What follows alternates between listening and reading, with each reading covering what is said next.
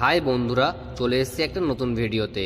তো আজকে এই স্নেক প্ল্যান্টগুলোকেই আলাদা আলাদা করে রিপোর্ট করব। প্রথমে এই বোতল থেকে গাছগুলিকে টেনে বের করে নেব, আর তারপর প্রত্যেকটা গাছের গোড়াকে আলাদা আলাদা করতে হবে।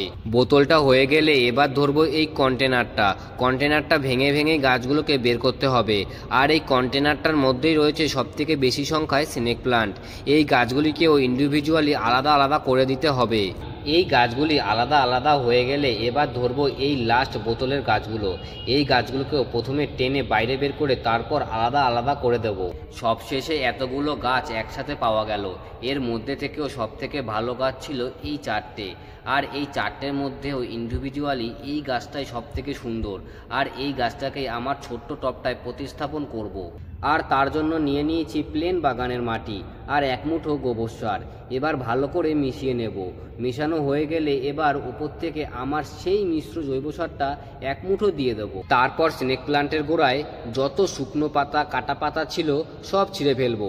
ছেঁড়া হয়ে গেলে এবার টবের মাঝখানে গাছটাকে ধরে গোড়ায় মাটি দিয়ে গাছটাকে লাগিয়ে দেবো। ব্যাস, লাগানো হয়ে গেলে নজর রাখতে হবে গাছের গোড়াটা যেন শক্ত থাকে। আর যদি শক্ত না থাকে তাহলে মাটিটাকে হালকা প্রেসার দিয়ে গোড়াটাকে শক্ত করে দিতে হবে। তারপরে দিয়ে দিতে হবে পর্যাপ্ত পরিমাণে জল। আর এই গাছ প্রচণ্ড হার্ডলি হয়, তাই এখন থেকে ডাইরেক্ট রোদে রেখে দেবো। আর তারপর এই এক্সট্রা গাছগুলিকে টবে ভরে রেখে দেবো। আর কালকে এখান থেকে কিছু গাছকে রিপোর্ট